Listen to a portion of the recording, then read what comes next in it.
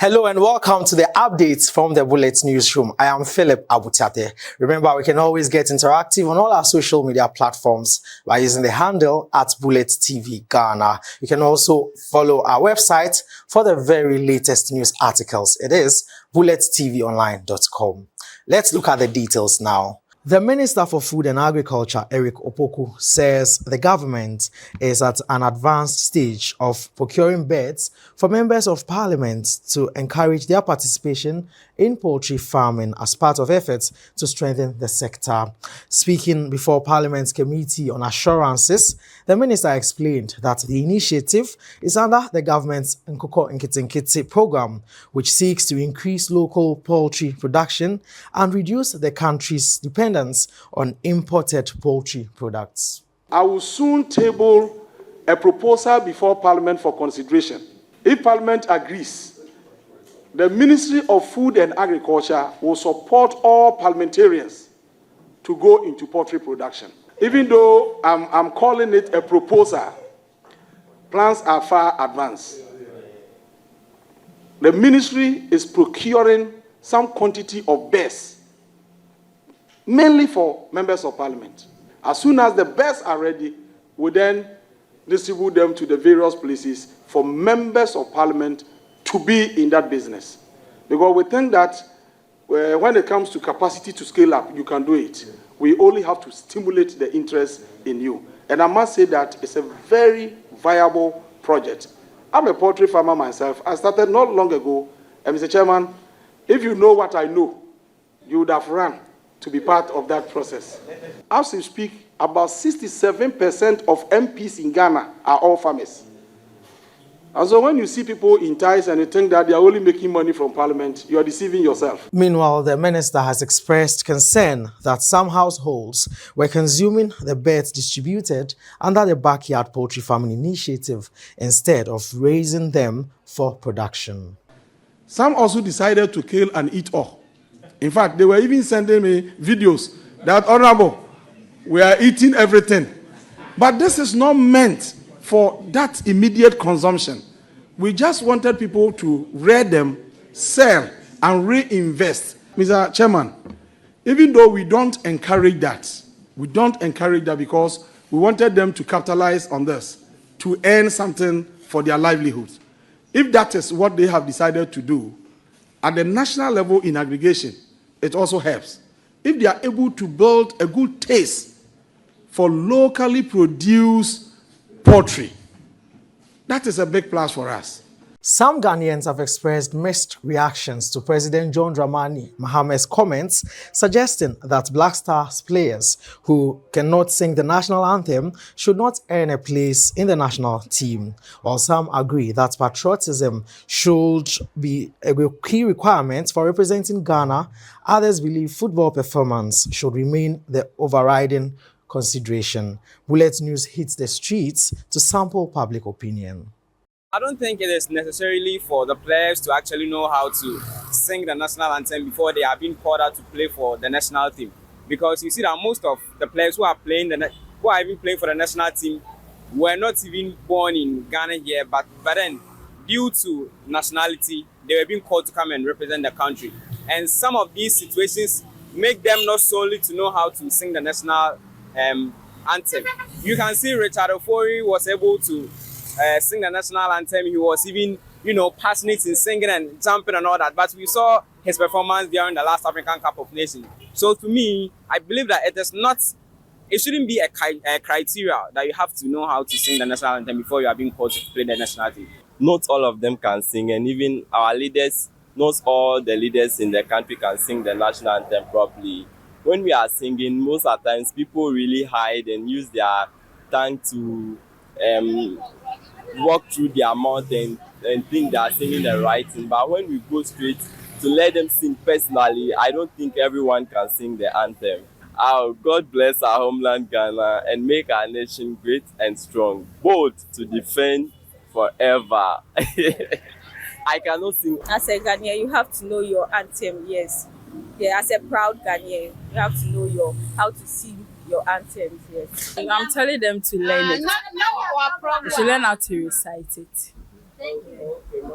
to make Ghana proud, because how can you be playing football whilst you don't know how to recite the national anthem? It's not really a problem because most of them were not born here. So if they can't sing it and then they can give good performance, like it's okay. So I don't really see it to be a problem. But the only thing is that they should show their work on the field. I'll say it's good to show like how patriotic you are.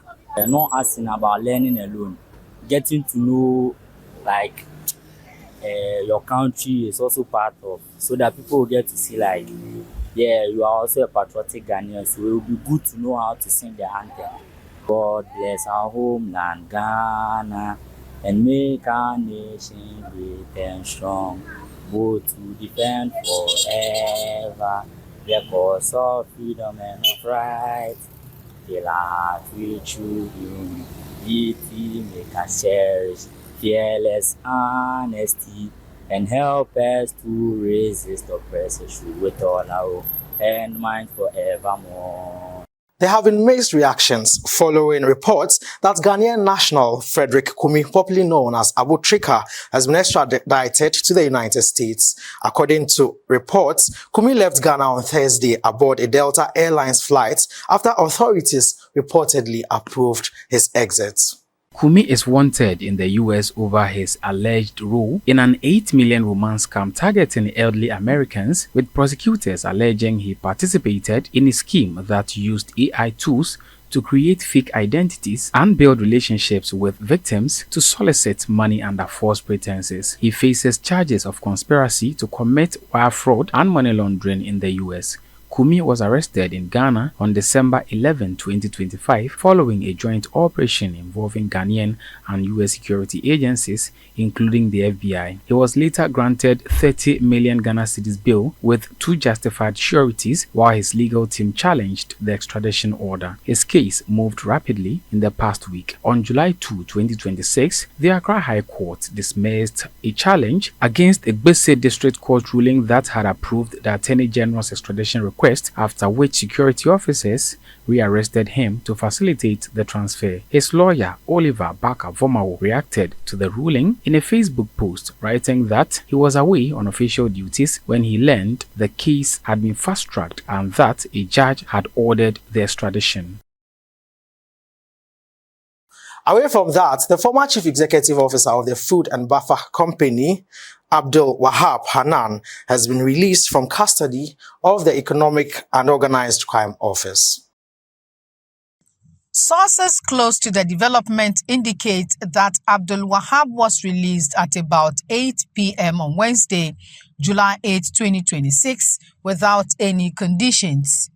His release follows his rearrest by Yoko at the Accra International Airport on the night of Saturday, July 4, 2026, over allegations that he attempted to use false means to access his frozen Republic Bank account before traveling to the United Kingdom. The latest arrest triggered a fresh legal dispute between the Attorney General's office and his lawyers, with questions raised over the basis for his detention. Deputy Attorney General and Minister for Justice Dr. Justice Sremsai had indicated that the Attorney General would return to the High Court in Accra to seek a review of the order that allowed Abdul Wahab to travel. Abdul Wahab has been at the center of a legal battle involving allegations of financial misconduct linked to his tenure as CEO of NAFCO. Now, the Attorney General and Minister of Justice, Dr. Dominic Ayine, has allayed fears that the re-establishment of public tribunals across the country will lead to abuse of human rights and political score setting. The Tribunal Bill 2026, if passed, will introduce regional and district tribunals to complement the traditional courts and ease the administration of justice across the country. Being someone who goes by the values of the Constitution, the values of probity and accountability, I was very transparent in owning up to the history of public tribunals in our country. if you read the memorandum to the bill, I did acknowledge that the tribunals of the past engage in certain excesses that Ghanaians were worried about. And that as a result of that, the bill has been fine-tuned to align with the procedural safeguards and the human rights provisions of the Constitution. In other words, a tribunal that is strictly designed in accordance with Article 142 of the Constitution, that is a regional tribunal, or Article 126 of the Constitution, that is a district tribunal, will definitely comply with the safeguards provided under the Constitution and the laws of the country. And I also made it abundantly clear that the reason why we are proposing that there be a tribunal's oversight committee, which will be subject to the authority of the Judicial Council, is because we do not want a situation where any excesses associated with the tribunals of the past will reoccur under a constitutional dispensation. And that is why I've even advocated before the Committee on Constitutional and Parliamentary Affairs, no, Constitutional and Legal Affairs, sorry, that the Tribunal's Oversight Committee should be decentralized. In other words, it should not be an Accra-based entity. There should be regional committees that will monitor and evaluate the work of the tribunals. And if there are any excesses, those will be reported to the Judicial Council, and the Chief Justice will take the necessary action. So I am assuring every Ghanaian that the intent and purpose of the bill is to bring about expeditious administration of justice, all right? It is to ensure that citizens, ordinary citizens, can participate in the delivery of justice as envisaged under the Constitution. Parliament has passed the Community Service Bill 2026, paving the way for non-custodial sentences for first-time offenders and persons convicted of minor offences. Honourable members, there is a proposed amendment. There is a motion listed 21, and that motion has been seconded. All those in favour of the motion say aye. All those against say no. Honourable members, the ayes have it. The motion listed 21 in today's order paper is hereby adopted.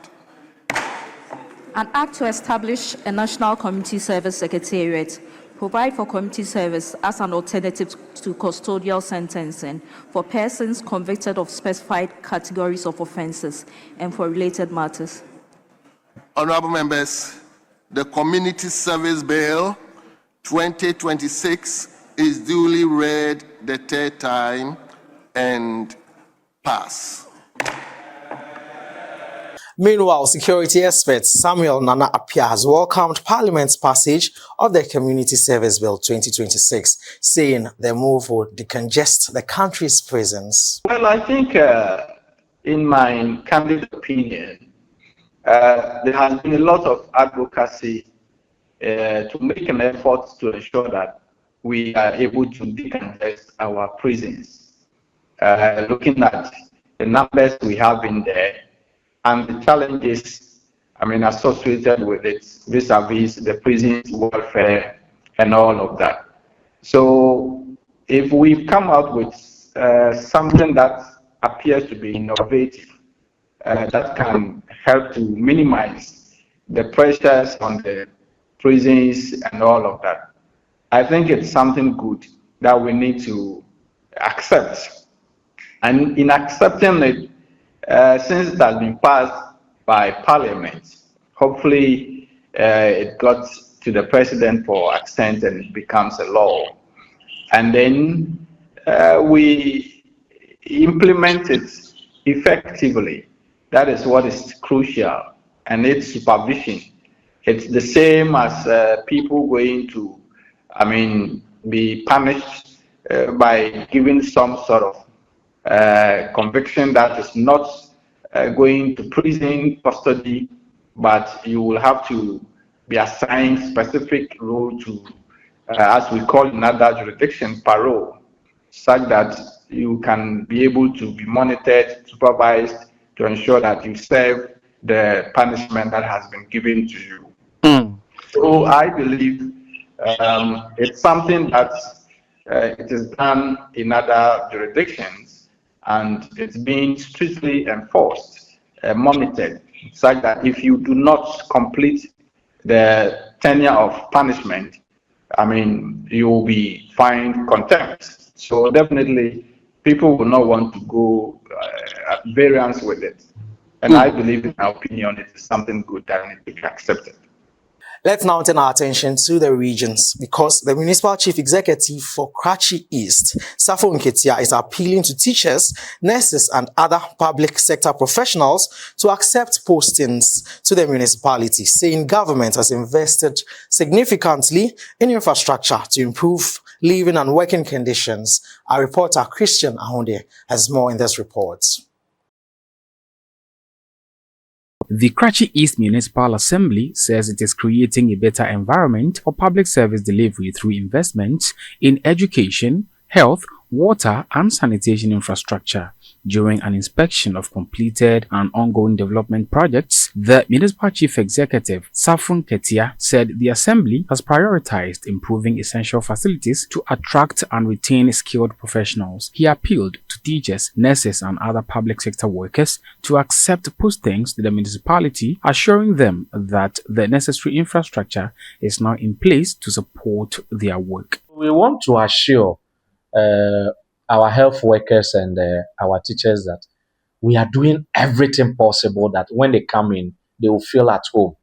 I don't think that there will be any teacher that will be posted, any health worker that will be posted, that the assembly will not take interest of where they settle. At least we will follow up. Even if we didn't even rent for you, we will facilitate the process that you get a place to stay and make sure that you are comfortable to work for our people. The MCE also urged residents to put aside political, ethnic and chieftaincy differences and work together to accelerate the development of Karachi East. With the constituency, as for me, I say it's like a deprived regional capital. And so we are looking forward that if we don't team up the way the municipality is, if we don't team up to develop it up to the way we will feel comfortable in it, nobody will come from anywhere to do it for us. So we should go beyond partisan politics and then help ourselves develop the municipality. Residents who interacted with the inspection team welcomed the ongoing development projects but appealed for more teachers to be posted to schools facing staff shortages. So we are praying that and begging that they should come and build more infrastructure for them and furnitures. They should bring more for them so that they can improve more and these things. This is the first, but they are now starting. The teachers are also doing well because they just gather themselves and build, like they create HHS for them, so that, and the teachers too are not many.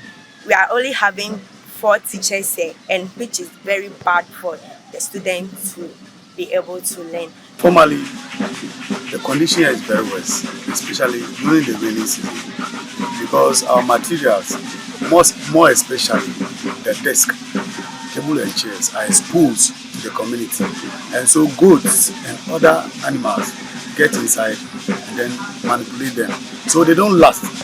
More especially the desk, the wooden desk, they don't last. When it's beating my rain, within a few times it gets spoiled. For now that we have this structure, actually we thank the government so much for its good work, more especially the MC. He has actually done well, and even with a quality facility, and we appreciate that. think it will help academic work. Community members expressed optimism that the improved infrastructure would enhance education, healthcare, and economic development, while stressing that attracting qualified teachers and health professionals remains essential to sustaining the municipality's progress. From the Oti region, let's go to the Northeast region because the Mamprusi municipality in that region is recording significant improvements in environmental cleanliness following months of sustained participation in National Sanitation Day exercises. Our reporter Tahiru Apili Ibrahim has the details.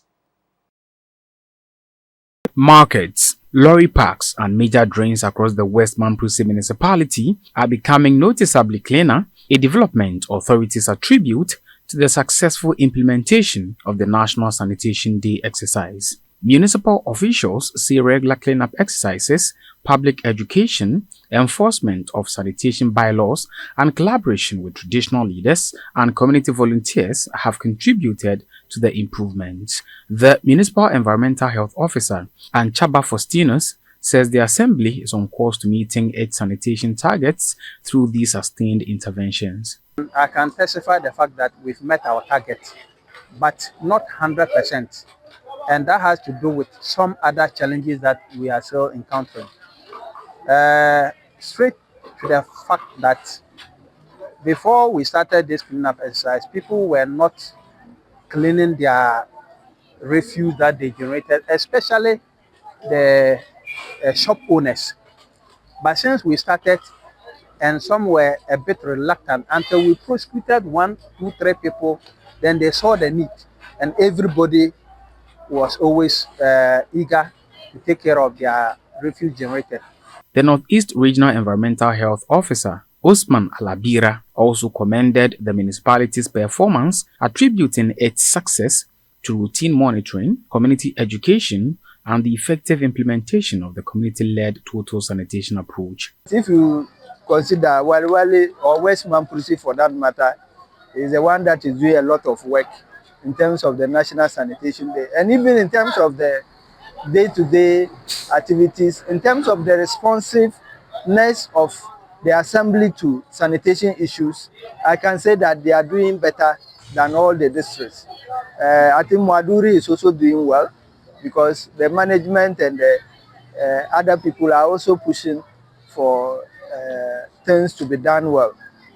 We have issues with some districts who are not responding at all. If you look at the region, about 3 of the districts are currently releasing money for officers to work in the field. Officials say they remain committed to sustaining the gains made and encouraging communities to maintain clean surroundings and eliminate open defecation. It's now time to take a quick breather, shall we? We'll return with business and other segments.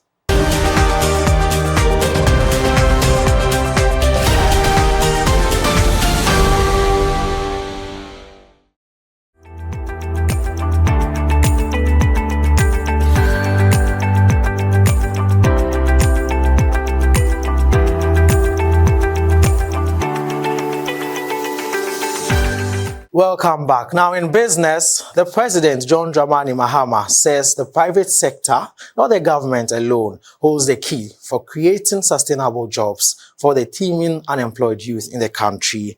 The President made the remarks during a meeting with the Kwewo Business Advocacy Group at the Jubilee House here in Accra.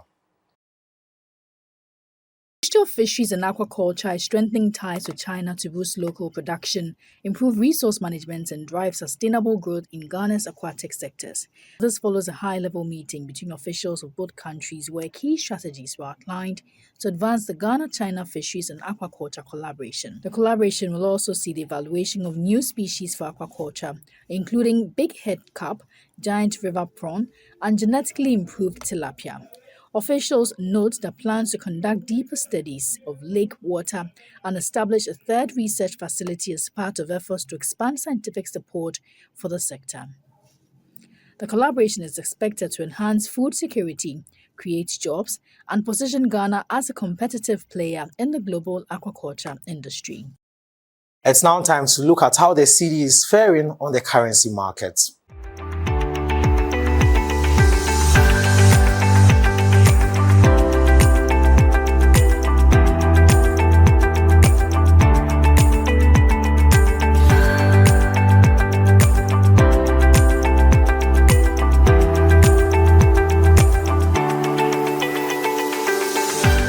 And that's how we end business. We take another breather. We'll be back with sports.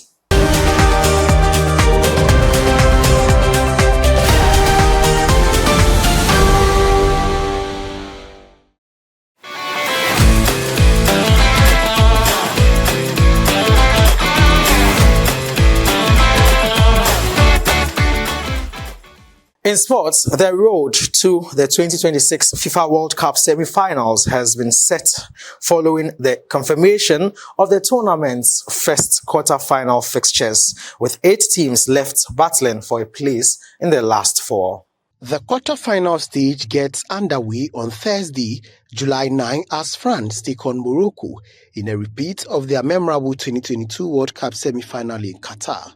France emerged 2-0 winners on that occasion en route to the final, but Morocco will be determined to produce a different outcome this time as they continue their rise among world football elite. The action continues on July 10 with an all-European showdown between Spain and Belgium.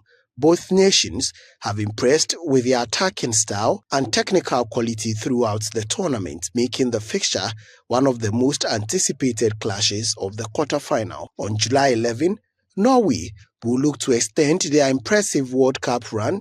They face England, the English side combining experienced campaigners with exciting young talent remain among the favourites to lift the trophy. The final quarter-final will be played on July 12 when defending champions Argentina taking on Switzerland for the last available place in the semi-final.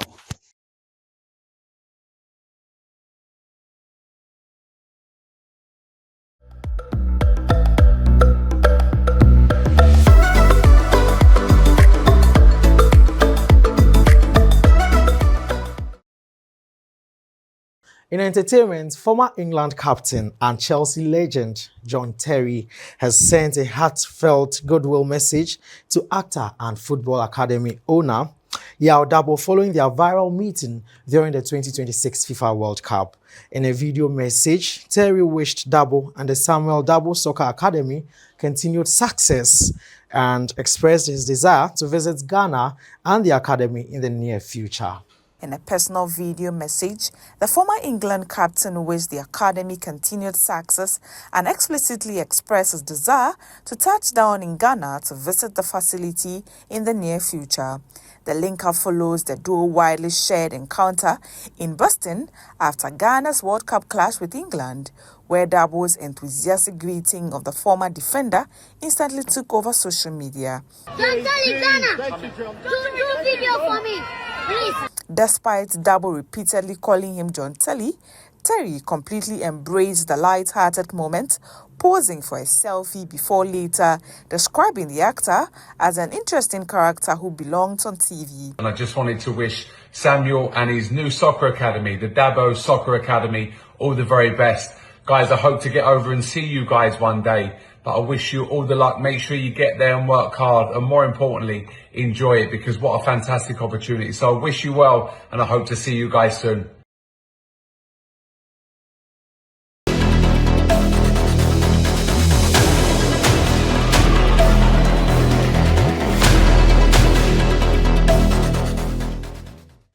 A new World Health Organization report has warned that cancer is placing a devastating human and economic burden on societies worldwide, claiming more than 26,000 lives every day and exposing major inequalities in survival rates between rich and poor countries.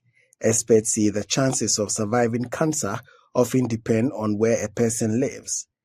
While 4 in 1 people in Europe and North America is expected to develop cancer, only around 1 in 12 dies from the disease.